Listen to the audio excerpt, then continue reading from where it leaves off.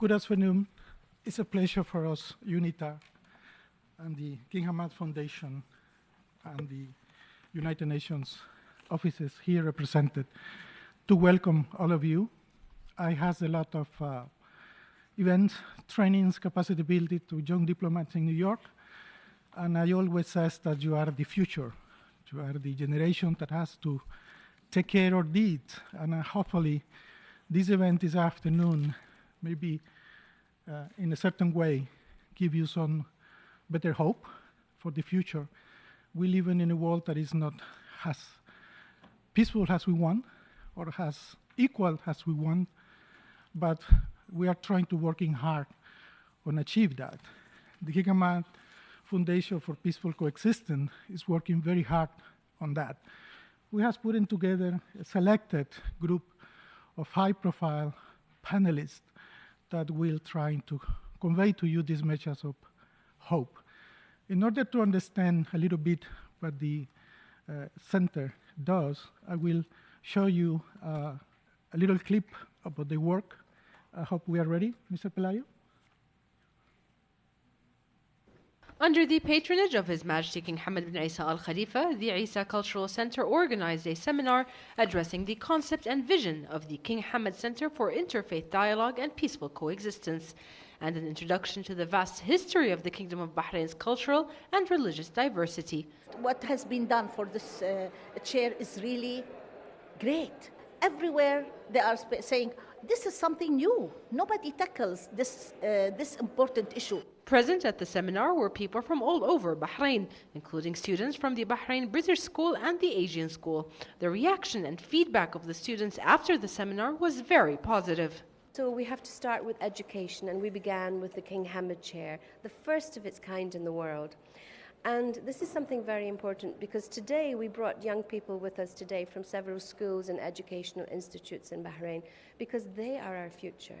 And so we have to begin with education, and the King Hamad Chair at Sapienza University in Rome cuts right to the heart of the evil ideology that is being peddled around university campuses all over the world. So many religions in our school, there's so many, and it taught me that they pray in different places and that we should all love each other and we shouldn't care about all the violence that's happening outside against all religions. Bahrain, the country we live in, it's a country that does not do any discrimination on the basis of your religion, your faith, let it be anything. And we are really gracious to our King Hamad bin Isa Al Khalifa, for providing us with such facilities. So what we take back is that religion, these all aren't a thing that you actually should be taking into account. Our multicultural society, environment, this is what makes us us. Thank you very much, Pelayo. So I have to start saying that we are celebrating today a Christmas Day, Rosh Hashanah, for our brothers. So I wanted to make you aware that this is this period of time for a whole nation, and that we wanted to recognize that today also. We have a short program, and the Executive Director of UNITAR, Mr. Nikhil Seth, Assistant Secretary General, who has been working in the corridors of the United Nations for almost 30 years. Actually, he almost forbid me to say that because whatever reason. So he will conduct our business this afternoon. He will make a welcome remarks and some opening remarks, and he will moderate the panel this afternoon. I'm very grateful because he's making my job very easy this afternoon. So Mr. Seth, I yield to you for your introduction. Thank you, Ambassador Swazo. Thank you for that introduction. And thank you for showing us that clip, which gives us a very good idea of what the King Hamad Center is doing. So it's a great pleasure for me to be with all of you. And thank you for joining us today. It's very important that all of you have come to the United Nations, to this wonderful room where so many big negotiations, including the negotiations on the SDGs, have taken place. And I'm so happy that your young minds will be, of course, educated a bit by what we all have to say. And I hope you learned something from today's meeting. So welcome to all of you. We are very honored today to be joined by His Excellency Dr. Sheikh Khalid bin Khalifa Al Khalifa, who is the Chairman of the Board of Trustees of the King Hamad Center for Peaceful Coexistence. We are a training arm of the United Nations, and UNITAR, we are called United Nations Institute for Training and Research, and our main job is in education, in training, and in capacity building. And we work with so many people, with policymakers in countries, with diplomats from all countries, with ground level community workers. So we hope that what we impart to them, based on the things that the UN does and the core values of the United Nations, which are compassion and solidarity and cooperation, that we hope that we can impart some of these values to the people who learn from us. We are very grateful today in this partnership with the King Hamad Global Centre for Peaceful Coexistence, whose aim is also very noble. It is to use the powerful tools of interfaith dialogue, of education and enlightenment as a means to combat terrorism, extremism, violence, and hate. The center facilitates conferences and symposia to provide a safe and peaceful platform for all voices to be heard in the spirit of mutual respect. It was created in 2018, and it was founded on the principles of His Majesty King Hamad bin Isa Al Khalifa of the Kingdom of Bahrain, which is known as the world's leading center for peaceful coexistence and interfaith dialogue. It houses many hundreds of mosques, churches, temples, and synagogues, and Bahrain serves as the model of the message it is wanting to spread, as we are hoping to spread today.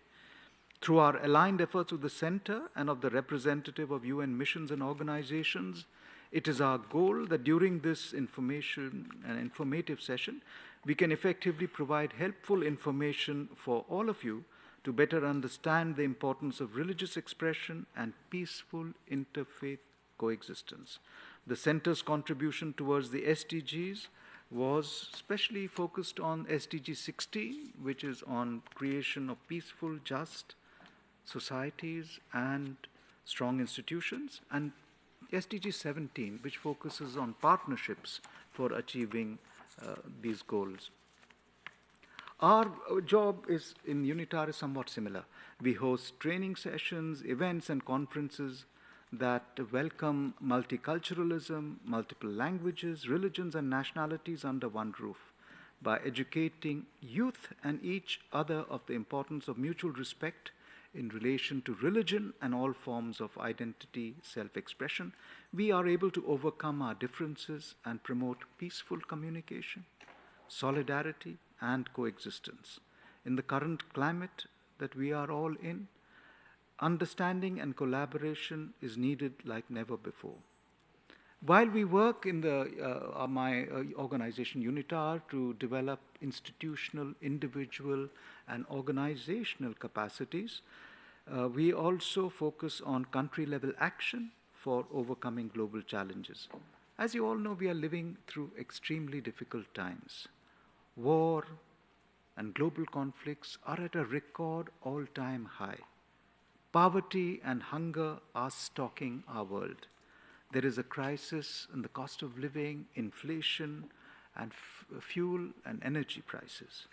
Climate change is having ever more serious impacts. Every year we see it for ourselves. Through the power of education, it is our hope to reach more policymakers, scholars, students, and individuals who are passionate about peaceful prosperity and our sustainable future, our common future. We hope that more institutions, organizations, and the private sector will join us to embark on this journey to realize the synergies that exist in the power of peaceful interfaith coexistence.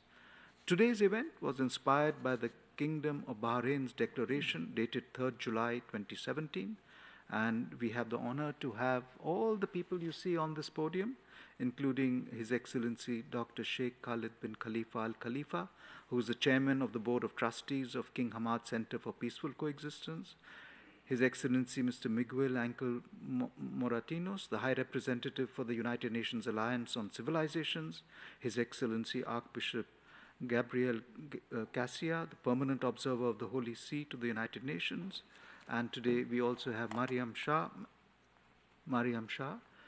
from the King Hamad Faith and Leadership Fellows Program. We have Professor Alessandro Sagioro, professor at La Sapienza University and King Hamad Chair for Interfaith Dialogue. And we also have a youth representative who will speak to us via video, Isa Toha Shamsu. Yes, and an audience of many, all of you represent so many educational institutions in New York. Today we have students from Columbia University, the OPGA Fellowship Program of 2022, the United Nations International School, the John Jay College, Public Foundation, Foreign Policy Association, and I want to especially thank Mr. Noel Latif, the President and CEO of the Foreign Policy Association, the Secretary General's Envoy on Youth Speaker connecting by BTC, and these are some of the institutions I've been able to mention. These young, and of course the Secretary of State of the Holy See, Cardinal Parolini. I look forward to our activities this afternoon. Please welcome His Excellency Dr.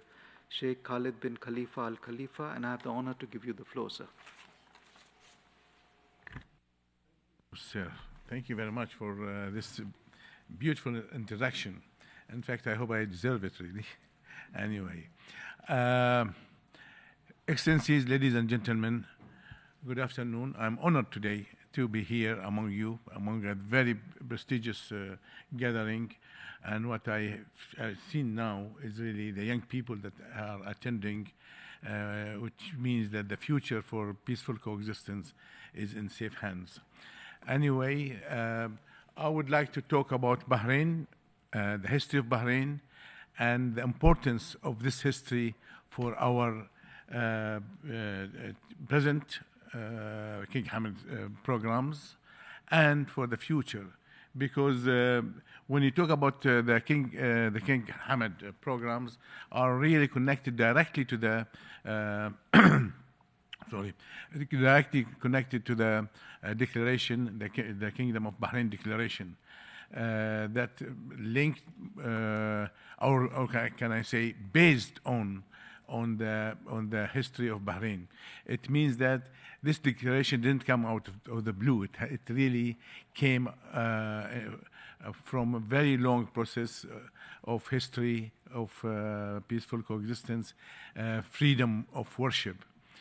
Bahrain has, of course, as we all know, has a very long history, an ancient history, over 5,000 years of history. This small island, I know, but it has got a very long history and rich as well. In Bahrain, for the last, let's say, 200 to 300 years, people in Bahrain lived peacefully, lived with in harmony with each other from different parts of the world, because it is a center for trading.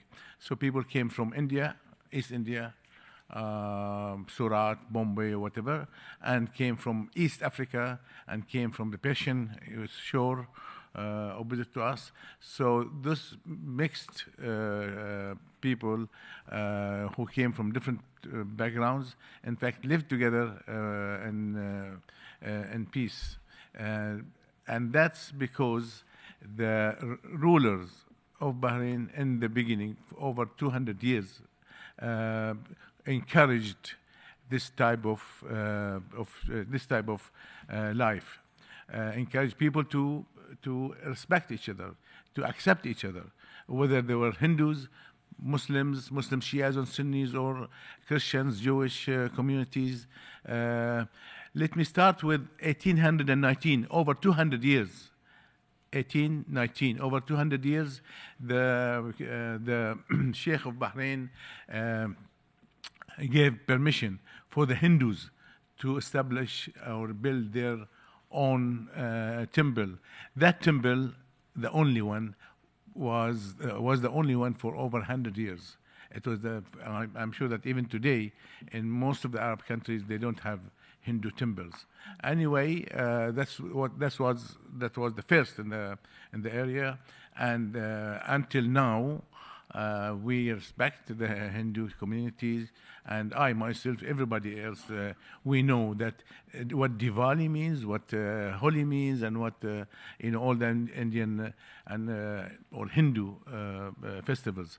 That means that the communication between people are very close. We celebrate together of different types of people, of different religions and sects, and the religions and even races.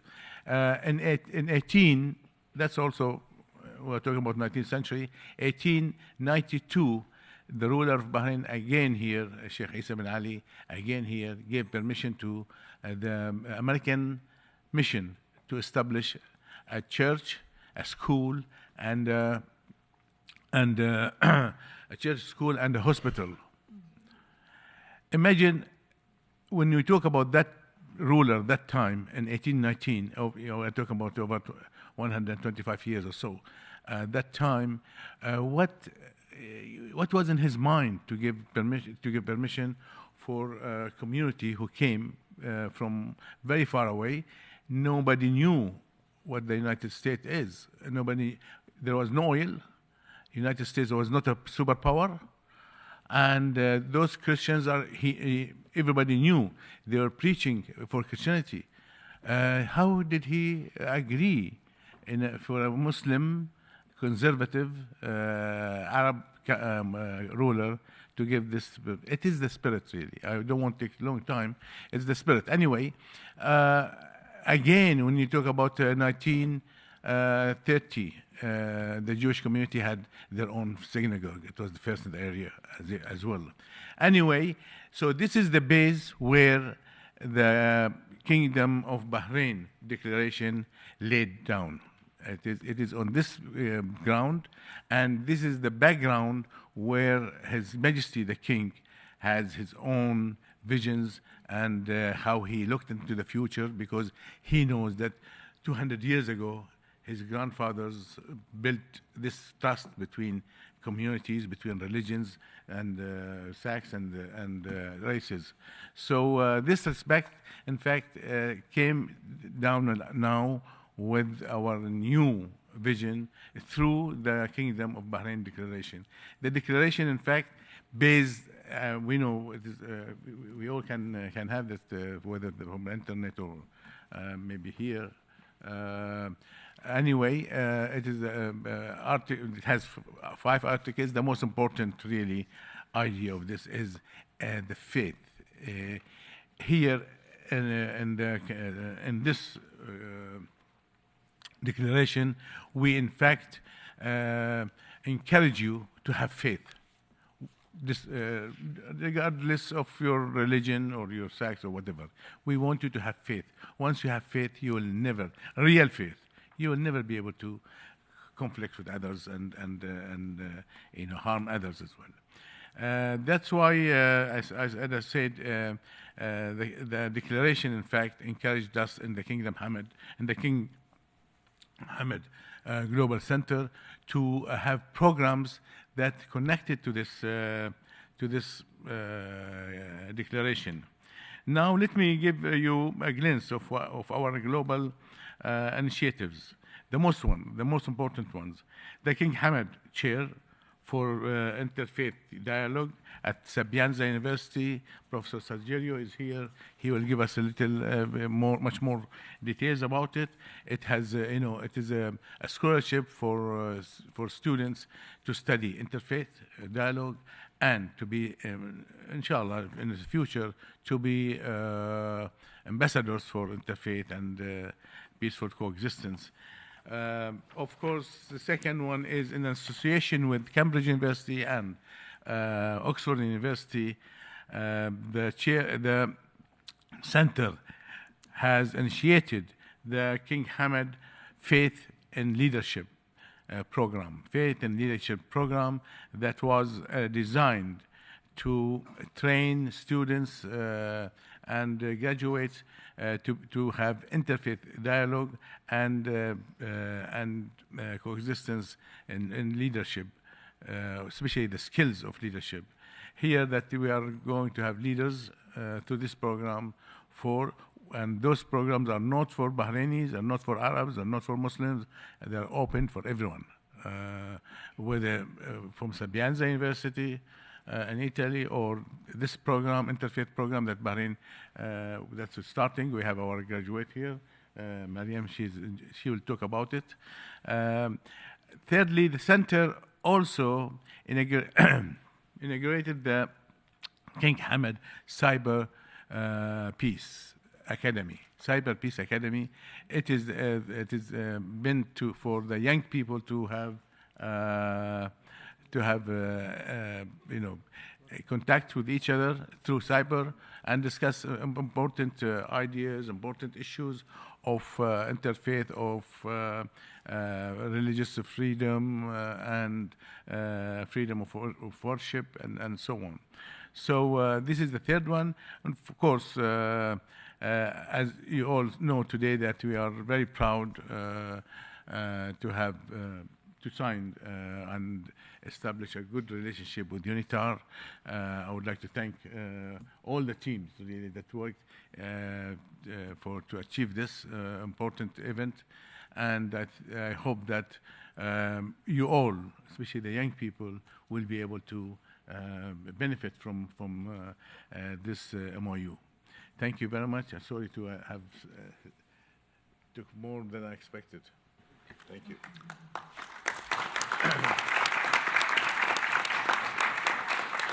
Thank you so much, Dr. Sheikh Khalid bin Khalifa Al Khalifa.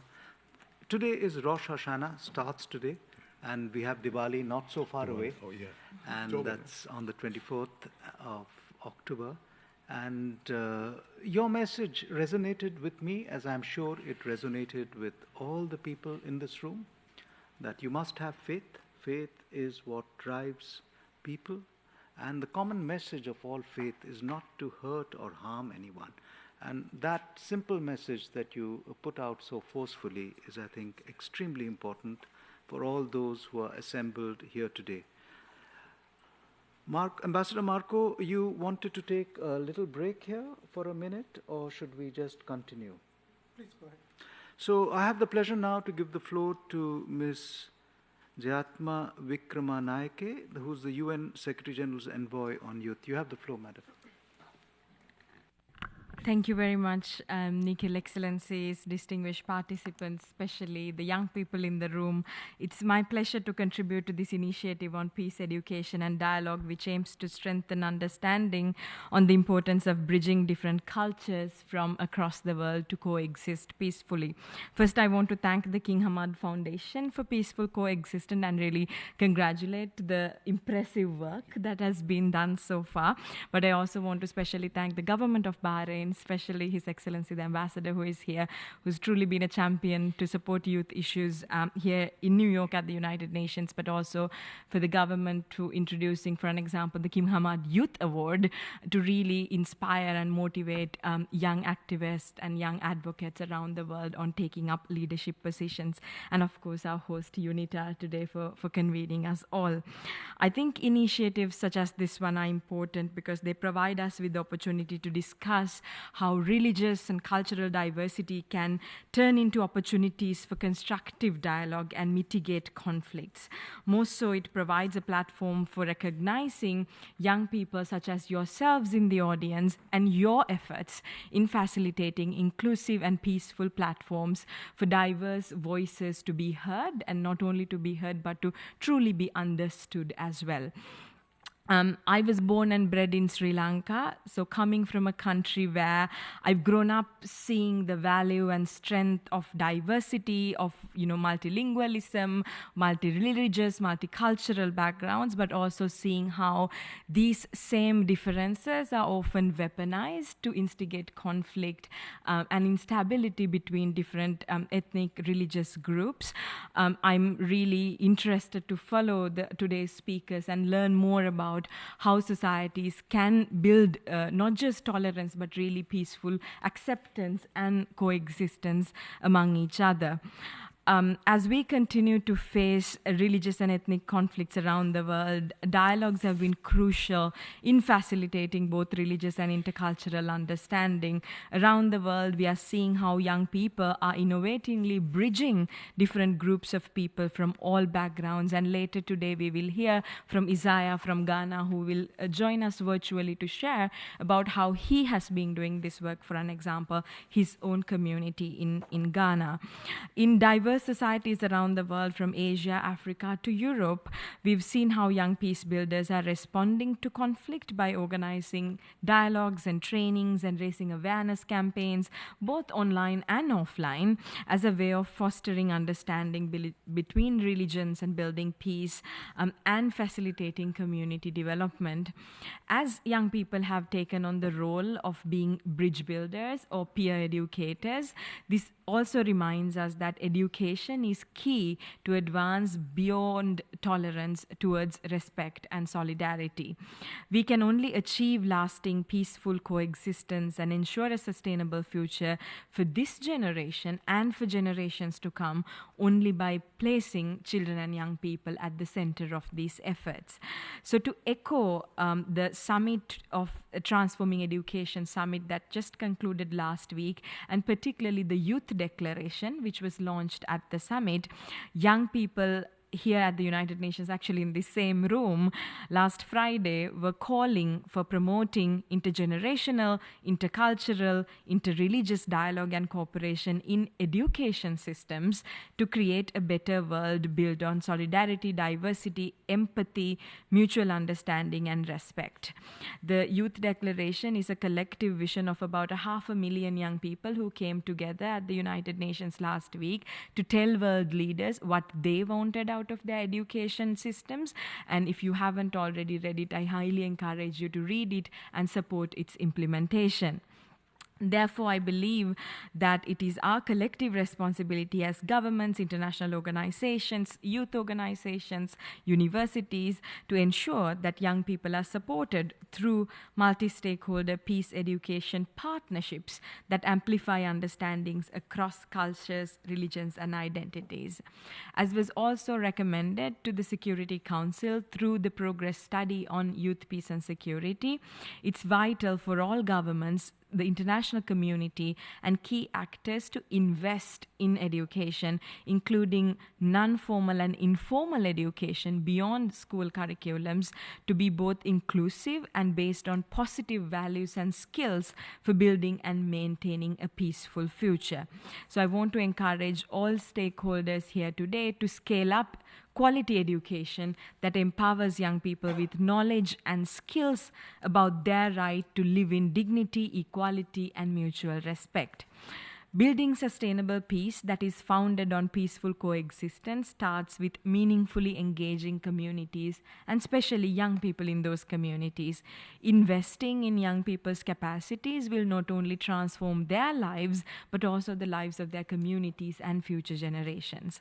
Our different cultures, perspectives, and experiences have added to our diversity, but this has also led us to realize the importance of respect, understanding, and solidarity for peaceful coexistence among various cultures, but also among various age groups, as our approaches to solving conflicts differs depending on which generation we were born into, but also which experiences we have gone through as children and young people. So to end, in the words of young people themselves, if we are to survive and thrive in planetary peace and righteous equality, then education is our primary source of hope and resolution. I thank you and wish you a fruitful discussion.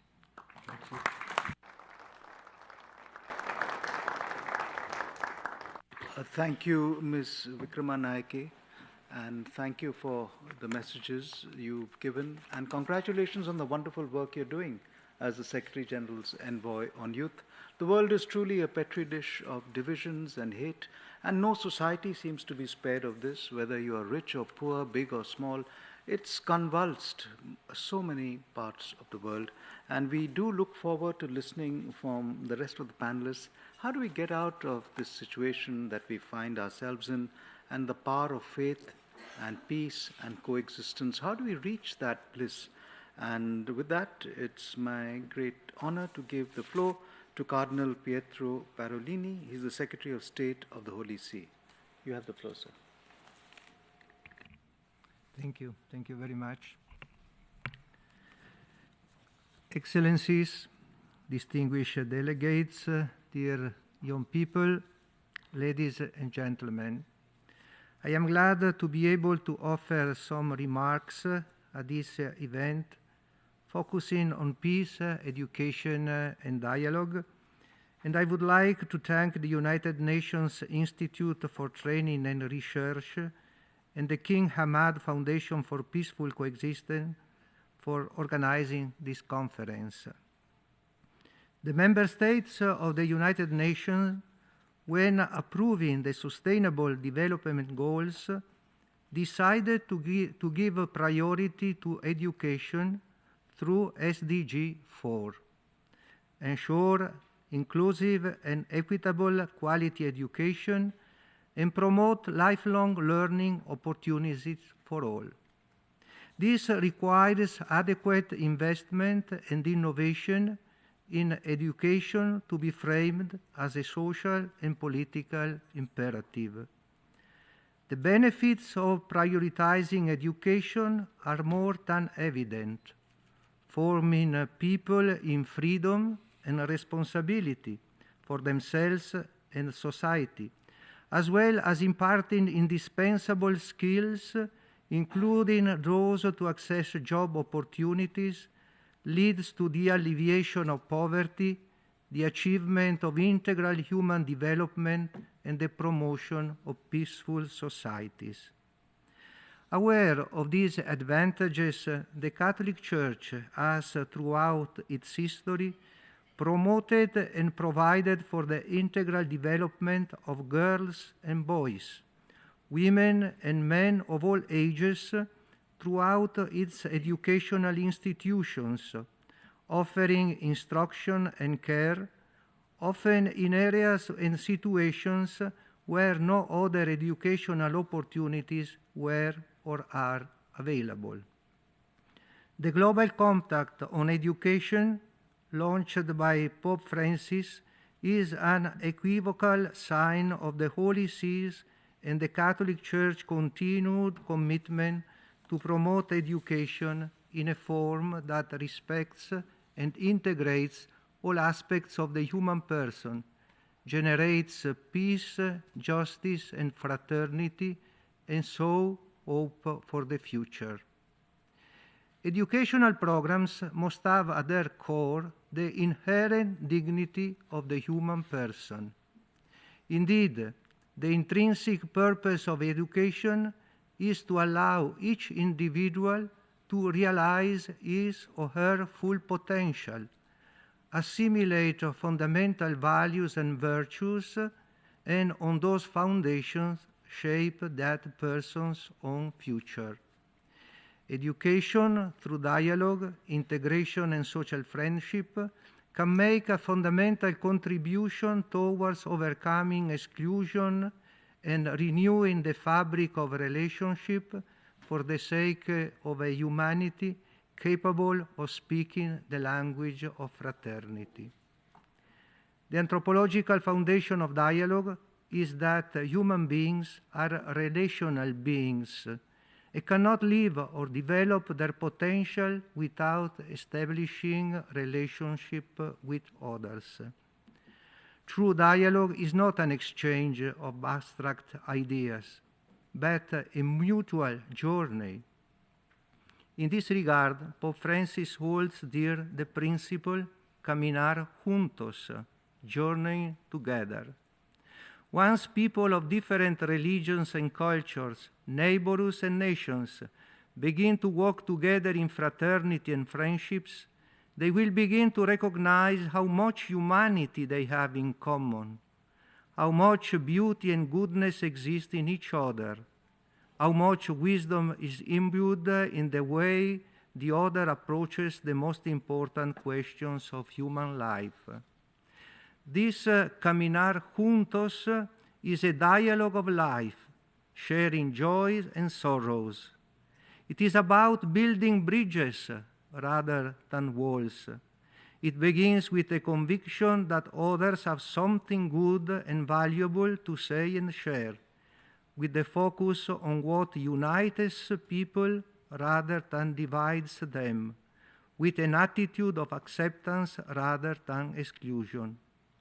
It does not ignore differences, because differences do matter, but it seeks to understand those differences and treat the persons who hold them with respect.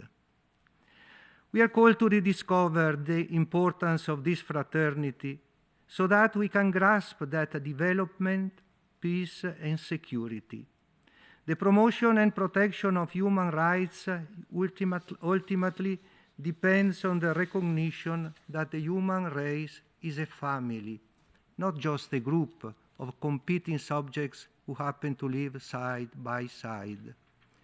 A journey that, according to Pope Francis, has to be a path made of memory and discernment.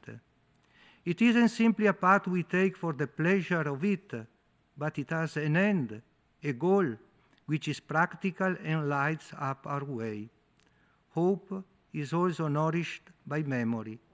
It looks not only to the future, but also to the past and present. To keep moving forward in life, in addition to knowing where we want to go, we also need to know who we are and where we come from. Individuals or peoples who have no memory and erase their past risk losing their identity and destroying their future. So we need to remember who we are and in what our spiritual and moral heritage consists. For this reason, authentic intercultural dialogue is never based on a relativistic approach according to which cultural differences do not matter or are all morally equivalent.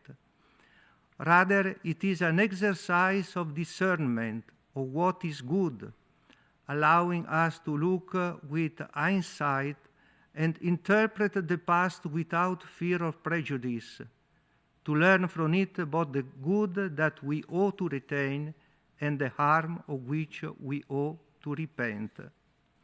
A true and fruitful dialogue must also include religion. Religion, in fact, represents the transcendent dimension of culture and, in a certain sense, is its soul. The nucleus of every culture is really the way it deals with the mystery of God, which provides the ultimate foundation for its approach to fraternity, to human dignity, and to the responsibility of persons for each other. States should not be indifferent or opposed to religion. Rather, they ought to respect their citizens' religious belief and the important role of religious community in society, allowing each to live according to their own religious conscience, while at the same time respecting those who do not profess any belief. In 2008, Pope Benedict XVI, in the address to His Excellency Mr. Nasser Mohammed Youssef Al-Beloushi, first ambassador of the Kingdom of Bahrain to the Holy See, said, and I quote, "I would like to acknowledge your country's commitment, which you emphasized, Mr. Ambassador, to promoting a policy of peace and dialogue. Indeed, the Kingdom of Bahrain has a long tradition of tolerance and hospitality. This country, with its constitutional protection for freedom of conscience, the inviolability of places of worship, and the freedom to celebrate religious rites, is a beacon for religious pluralism and tolerance. Bahrain has shown a particular hospitality for the Christians of the Middle East. In 2012, in a magnanimous gestures toward the Catholics living in Bahrain and in the northern Arabian region, King Hamad bin Isa al Khalifa and the royal family granted 9,000 square meters of land in Awali for the Catholic Apostolic Vicariate of Northern Arabia to build its headquarters and cathedral to serve the Catholic migrants in Bahrain, Kuwait, Qatar, and Saudi Arabia. This cathedral of Our Lady of Arabia was inaugurated in December 2021. Peace is urgently needed. In our world, every military conflict or hotspot of tension and confrontation will necessarily have a mere domino effect and seriously compromise the system of international relations. On the other hand, peace is more than the absence of war. It cannot be reduced to the maintenance of the balance of power between opposing forces, nor does it arise out of despotic dominion, but it is appropriately called the effect of righteousness. Peace is a gift, a challenge, and a commitment. A gift because it flows from the very heart of God. A challenge because it is a good that can never be taken for granted and must constantly be pursued.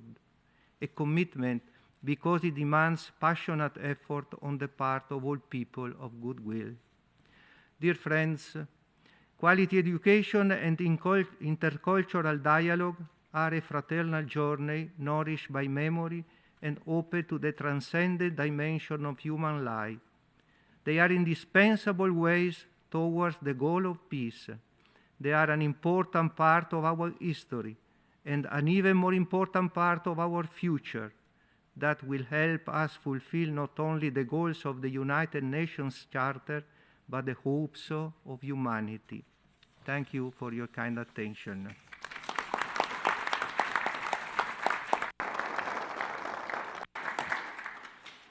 Thank you, distinguished Cardinal, for those very powerful words which showed the power of all religions to unite and create caring, peaceful societies everywhere.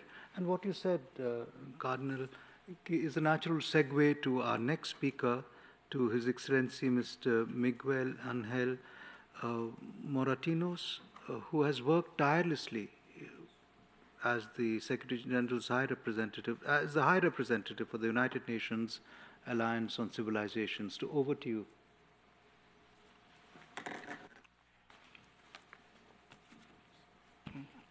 Thank you very much, Your Excellency, Mr. Nikhil Sant, Executive Director of UNITAR, my dear friend, Your Excellency, Sheikh Khalid bin Khalifa Al Khalifa, Chairman of the Board of the Trustees of King Hamad Global Centre for Peace and Coexistence, my dear friend, His Eminence, Secretary of State of the Holy See, Cardinal Pauline, my dear colleague and continuous partner, Tutsahama. The family name is very complicated, Sri Lanka, you know. Wikramanajake, that we are working together, professor for Sapienza University. But overall, thank you to all the young audience to be here present this afternoon. I think it's the first time we have more young people than senior people in this conference room of a UN. So that is an hope. You are working well. No, you are bringing youth to the system. No? So that's a total change in our work. We were invited by the Kingdom of Bahrain, and I salute the ambassador of the Kingdom of Bahrain, and of course the announce my dear friend Gabriel Katia, to discuss these three concepts: peace, education, and dialogue. I repeat them: peace, education, and dialogue. I think two of them are missing today: peace and dialogue. And one is suffering because that we are missing peace and dialogue. So the most important thing that you'll get from this gathering is that either we work to have a peace through peaceful dialogue, it's going to be very difficult to flourish and develop education as a priority, as you say, but the whole set of SDG 17. So again, the international community, we are confronted that after trying to move forward to what I say the real, substantial agenda of making the world prosperous, dignified, just with the 17 goals of the SDG, we are back to war, to conflict, to confrontation.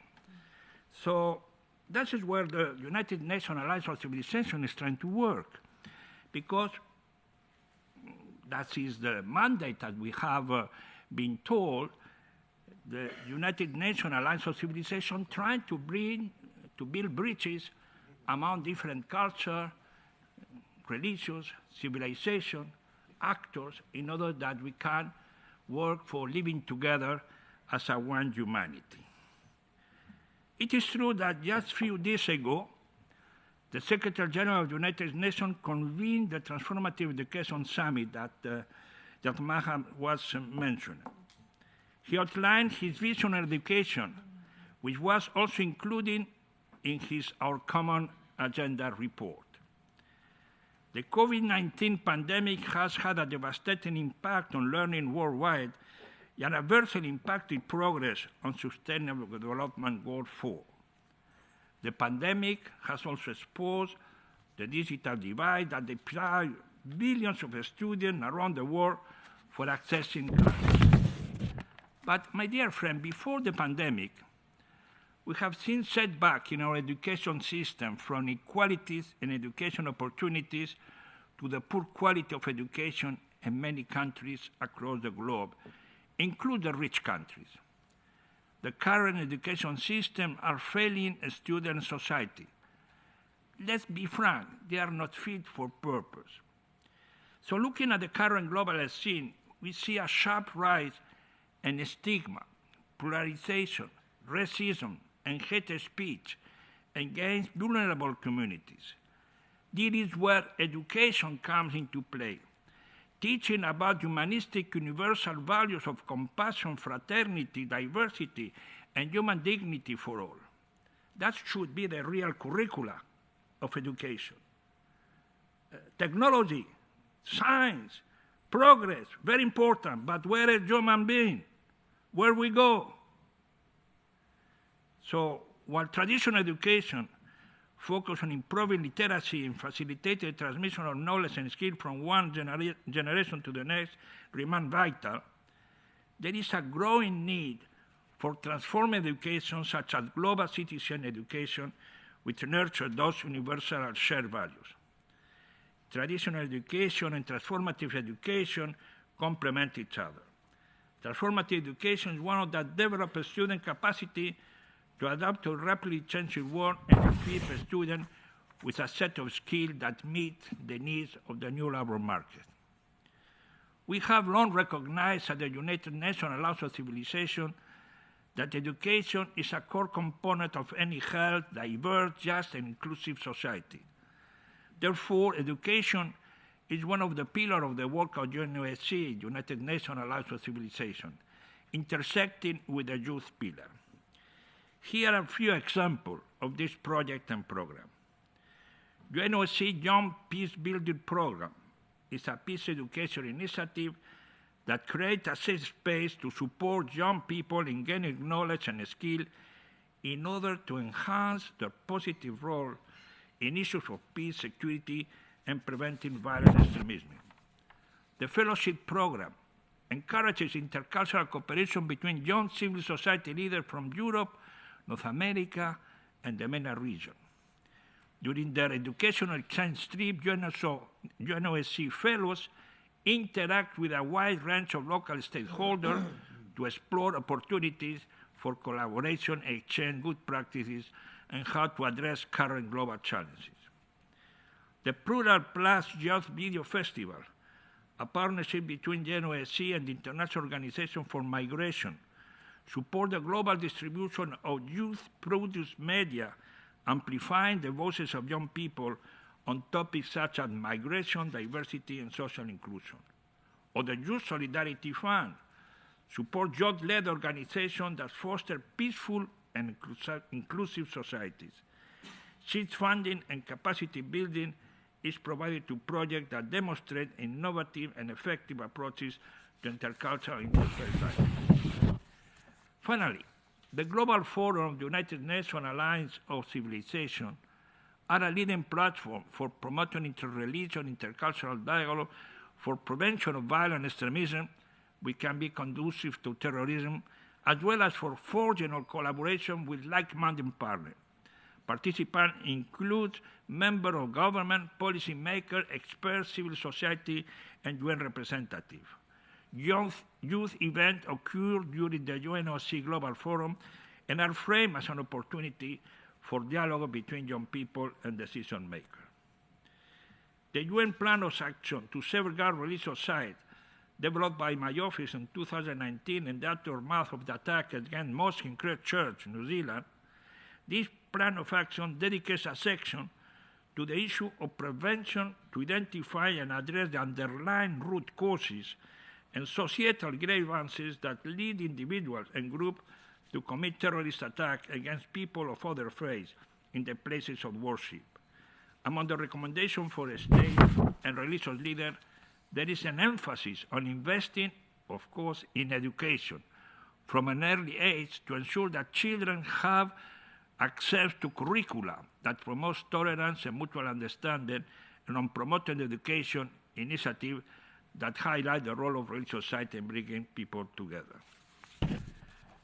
We invested in the use also of sport and video games as accessible, effective pedagogical tool. And lastly, as I say, we create global space for dialogue through its biannual global forum in which state and not state are included youth, faith actors, religious leaders, media experts, academia, business leaders, explore new ideas through a meaningful dialogue in which they actually listen to each other in a spirit of mutual respect and acceptance. On this note, I wish to inform you that UNOSC 9th Global Forum will be held in Fez, Morocco, on 22nd and 23rd November 2022. Maybe I can invite all of you. I don't know if you can come. Fez is a very nice city, but you will be very much welcome. So, just to conclude, my dear friend, don't listen to the people that is telling you that the war is going to be worse. That is gloomy. The war is going to be better, thanks to you. The youth is not the future, it's the present that we see today here in UN. So, as Cardinal Parolin say, we have to caminar juntos, walking together, as Fratelli Tutti, as His Holiness Pope Francis say, and we will succeed. It's your future. So you have to build it. Thank you.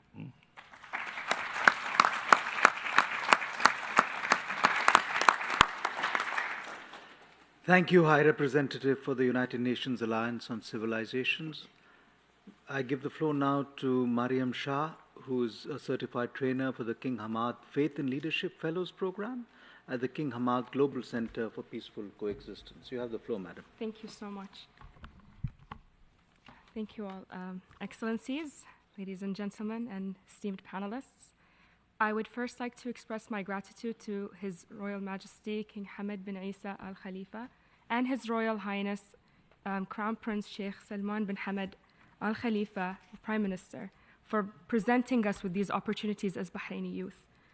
Bahrain is no stranger to peaceful coexistence, and it has been this diversity that is in our community that has been the driving motor for the Kingdom of Bahrain Declaration.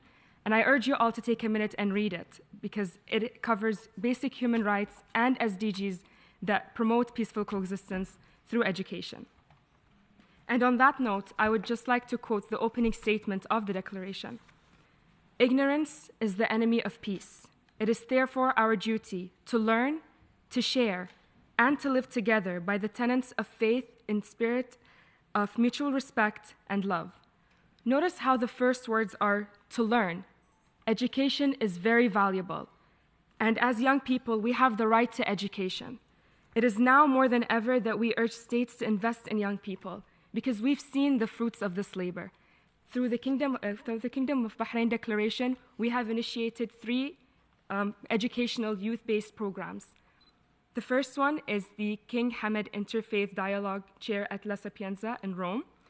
This program aims to host a group of students from all across the globe to experience Rome as a lab for religious pluralism and interfaith dialogue and peaceful coexistence.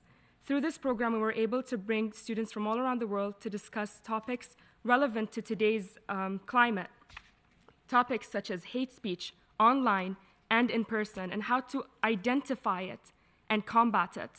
Topics such as religious shared spaces and how we can come together to build our communities rather than tear each other down. How can we eradicate extremism, radicalization, and build each other? The second program is the King Hamad Faith and Leadership Fellowship Program. This program is in conjunction with Oxford and Cambridge, and a program that is developed to equip students with the skills necessary for them to become future leaders. This program helps us understand ourselves before understanding others. We all have subconscious biases. We all have preconceived notions about one another, and this program aims to diminish these biases, help us become aware of them, understand them, so that not only do we express ourselves and speak and promote peaceful coexistence, but we learn how to actively listen to one another, understand each other's hopes, fears, and aspirations so we can build each other up. We also have the King Hamad Cyber Peace Academy, and as we all know, in today's world, we are all living in a virtual space. We spend most of our time online, and so we've decided to develop a program that is divided into 2 blocks.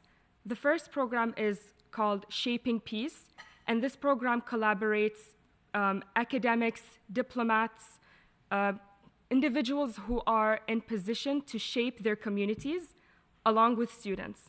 And these individuals will be presented with real-life case scenarios on hate speech, extremism, cyberbullying, and together they will learn how to combat these issues and deal with them, and then analyze each other's responses, and then increase the peace index in their communities.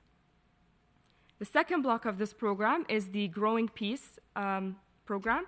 It is aimed at children ages 8 and above, and it is a mobile app that helps students as young as 8 years to understand how to have a peaceful and respectful interaction online with others so that we reduce and diminish cyberbullying, because it is a growing issue right now, especially since COVID hit and students became learning online.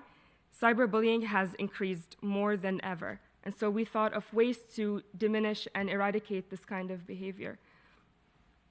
And today, I will speak not only as a student, but also as a trainer, because being a student, I've learned and I've gained so many skills from all the experts from Oxford and Cambridge, my fellow students, my peers, and also the professors at La Sapienza University. But being in the position as the trainer is completely different, because here I am feeding this knowledge that I've gained to these students, and I can see them transform day by day, and how much awareness they build, and how much different they become once from the minute they enter to the minute they graduate from these programs. It is immense. So it's not enough for us to just say, yes, students need education to eradicate extremism, to build peaceful coexistence. It is a necessity because it works. It simply does. And this kind of exposure between students from different backgrounds, from different faiths, from different communities, the way we celebrate each other's differences is truly how we build our communities. And truly, in the Kingdom of Bahrain, we are lucky because this is our humble way of living. This is how we've lived for our whole lives. This is what we grew up with. Our schools have had mixes of students, Catholics, Hindus, Jews, different Muslims, and we've learned to coexist with one another. And today, we hope to inspire the rest of the world to take in these steps, to look at the Kingdom of Bahrain Declaration and invest in youth. Thank you very much.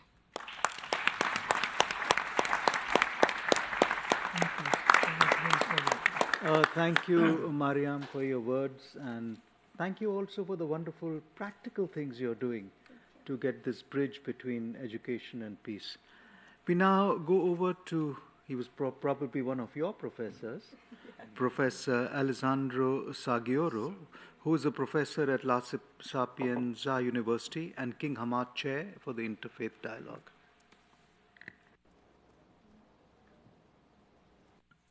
Thank you, Your Excellencies, Your Eminence, and thank you all the young people that are here this afternoon.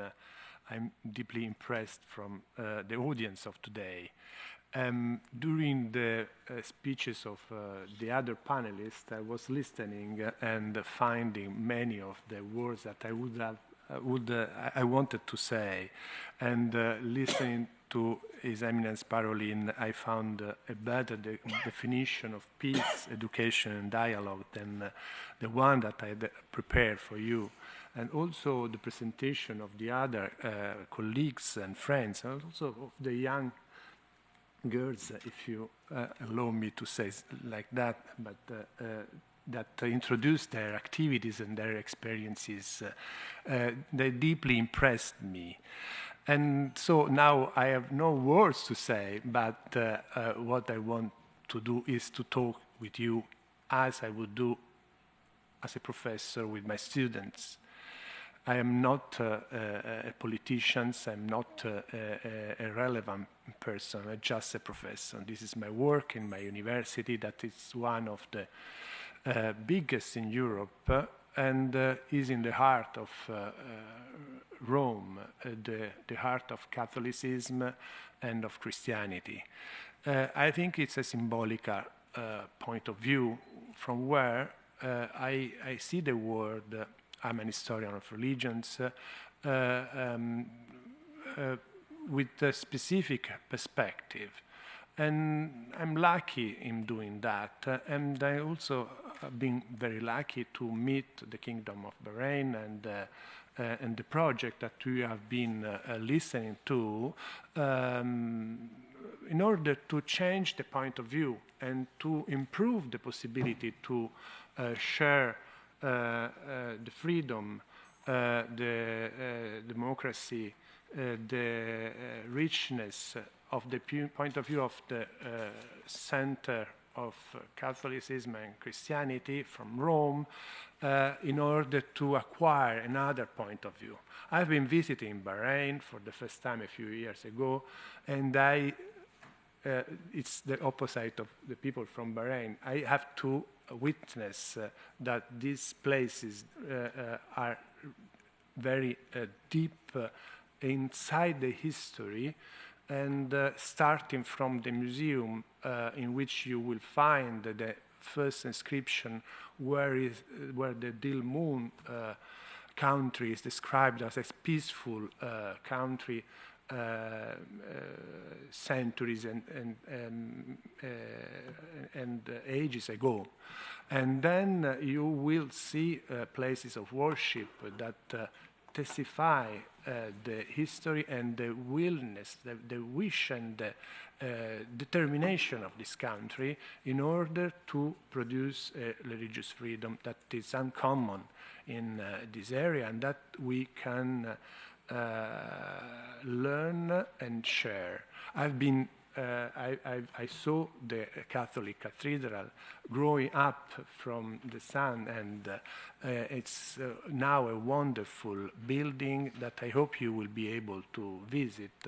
But also I hope that all the students here and also the authorities, I met Mr. Moratinos in Bahrain the first time, will be able to go there and to visit this country in order also to understand the history and the possibility to build religious freedom, and also to stress the relevance of this key concept.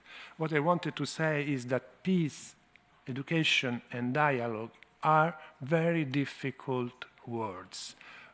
All of them have difficult and complex stories, and And we should never forget that in every peace there is a past of war, and that in every education there can be the attempt to build an identity that can be a conflictual identity. And also dialogue can be a superficial, not a non-deep attitude. So I'm summarizing ideas that should be discussed with much time and also with longer attention. But what I want to say is that the sentence from which the connection between Europe and the Bahrain kingdom, ignorance is the enemy of peace, puts together all these concepts, all these ideas, and represents a very relevant responsibility, not only for teachers and authorities, but specifically for students.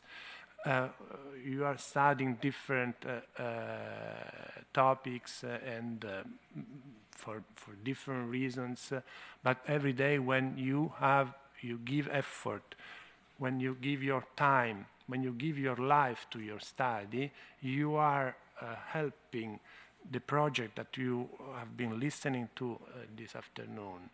You are not only building your own life, but you are participating to a general project that is under the sustainable goals, of course, but also under what we can feel as our individual responsibility is part of the history of humankind. We have done many activities in Rome, and many things have been already exposed, and remerciate Mariam because she was a student and she was able to witness as a student. We have current activities, teaching activities every day in the university, interaction with many other universities. There is in Italy a connection between universities in order to build peace. It's called the Network for Peaceful Universities. And we are also improving different levels of courses in peace studies from bachelor degree until the PhD, and also improving research in these fields. Interconnection between universities in the Mediterranean area, in literature, history, sociology, also trying to show to the students different approaches. From this point of view, we are inviting the representative of religious pluralism in Italy to discuss with the students their approach to interreligious dialogue. We are organizing activities with the students of the schools and with the large responsibility of the students of the university that can be the bridge in order to build this kind of culture of the knowledge. And also we had activities with the ministries of the interior affairs in order to create a connection with the different religious communities and to build a general citizenship that would help a true and deep peaceful approach. I repeat, I feel I'm lucky to live in a country in which religious freedom, democracy, respect are very relevant values, stressed in every situation. The educational system gives us a most important responsibility in order to look into the future and to give to the students all the possible opportunities that can help them and help the future of our human kind. I would like to stress, to conclude, that today we will also witness the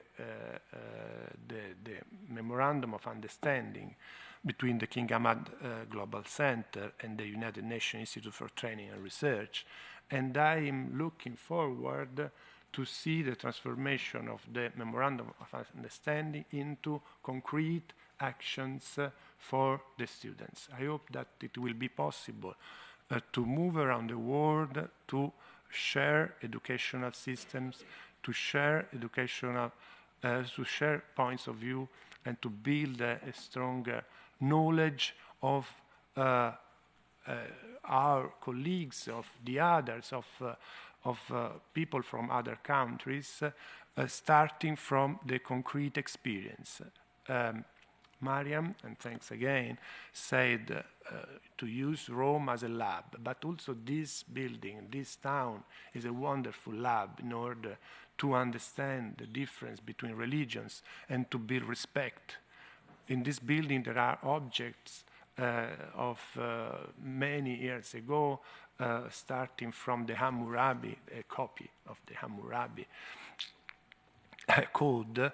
There is a copy of the Cyrus cylinder, very relevant, and of the tree of the Bahrain kingdom, very relevant documents of the potentiality of humanity to build a peaceful coexistence.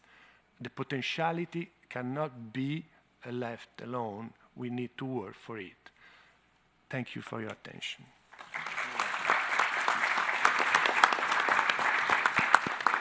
Thank you, Professor Alessandro. And our last speaker is Mr. Isa Toha Shamsu, who is a youth speaker who's joining us from Ghana. And Pelayo, maybe you can connect us.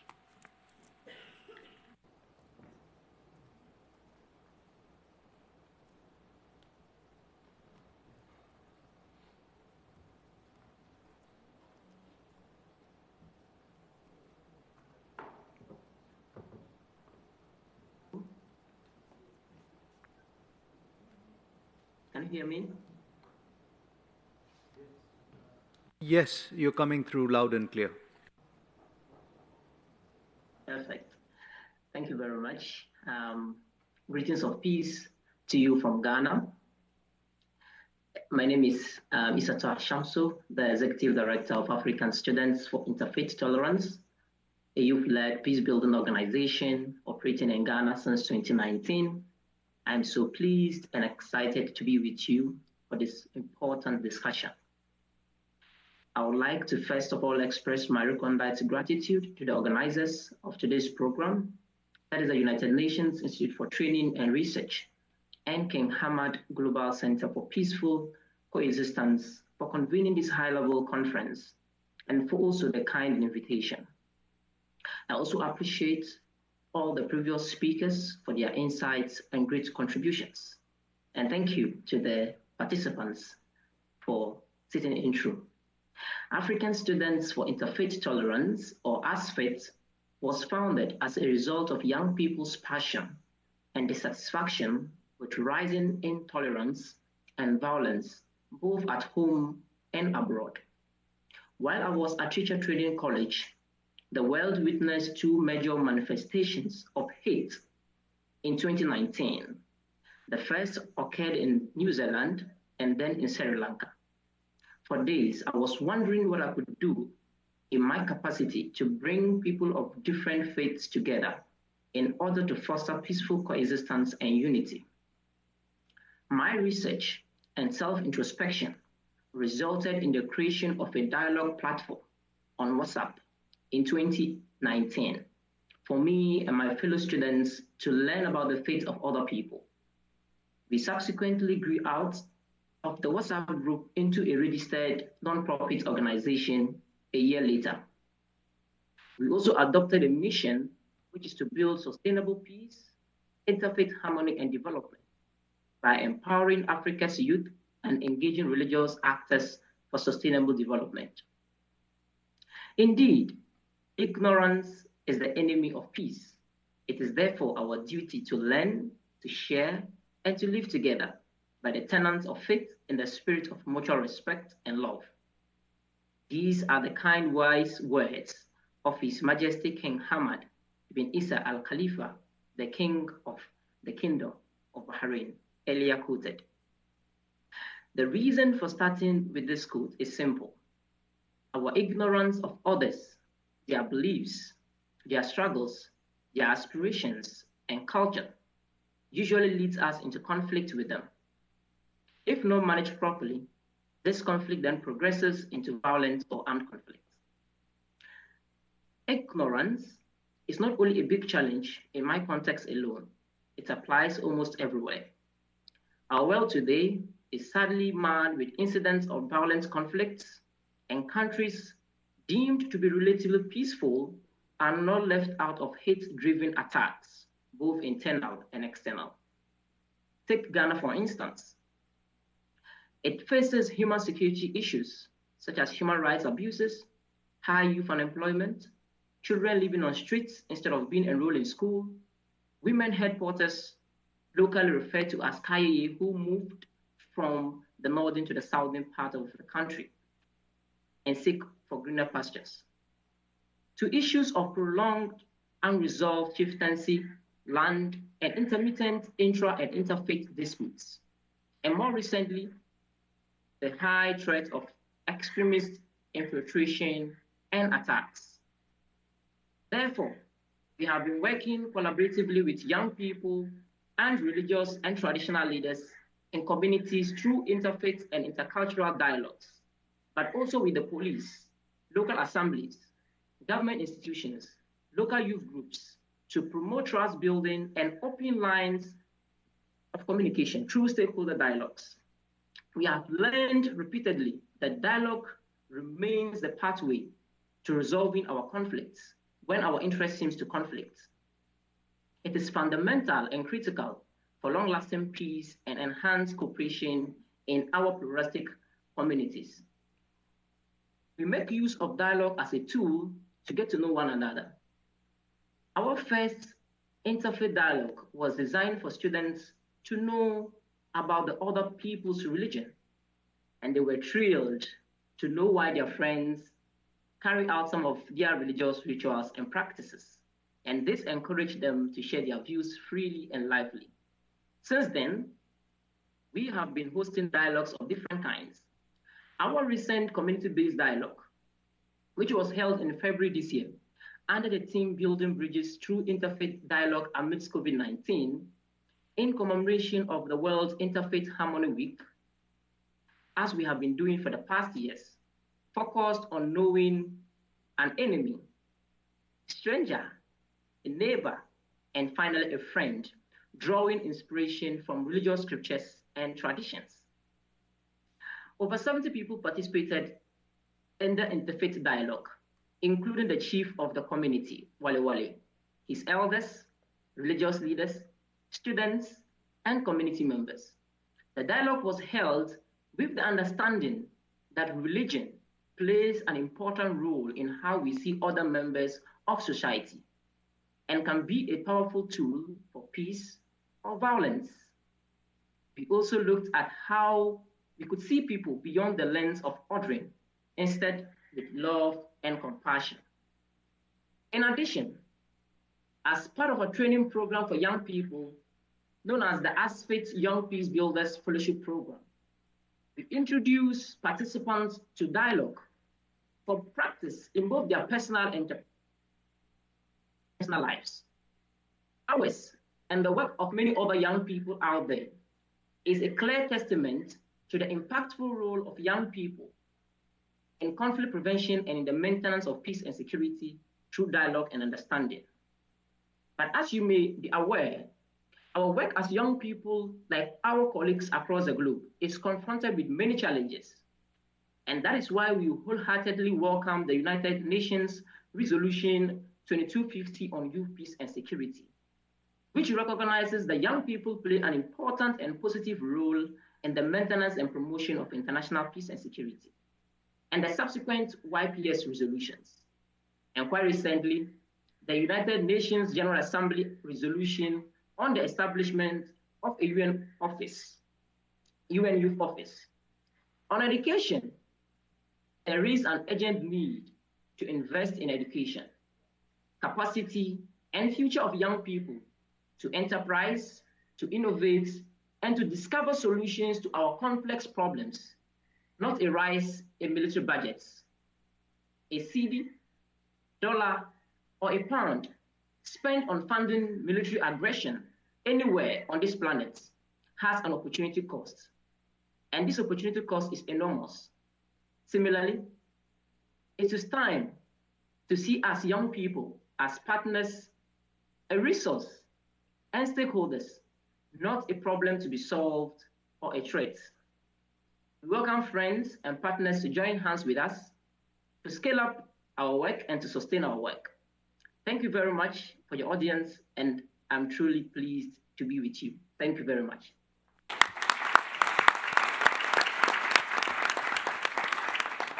Thank you, Isa, for the amount you're doing with such sincerity, passion, and commitment. We all appreciate in this room the wonderful work you're doing. You've heard the last speaker, and all that's left for me to do is to once again thank Jayatma Vikrama Nayake, Cardinal Parolin, Mariam Shah, Professor Alessandro, and Isa, who's far away.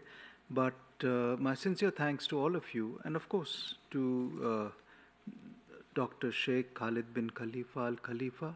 We are going to have a short ceremony, Dr. Khalifa, in signing a memorandum of understanding. And as Professor Alessandro said, an MOU is a statement of good intention, but we are hoping to speed it up and make it a memorandum for action. And I hope we'll be able to show results very, very soon. So thank you all for being with us, for witnessing very shortly our memorandum of understanding. And I hope you're taking back something from this meeting which will guide you in your daily life. So thank you very much. Thank you.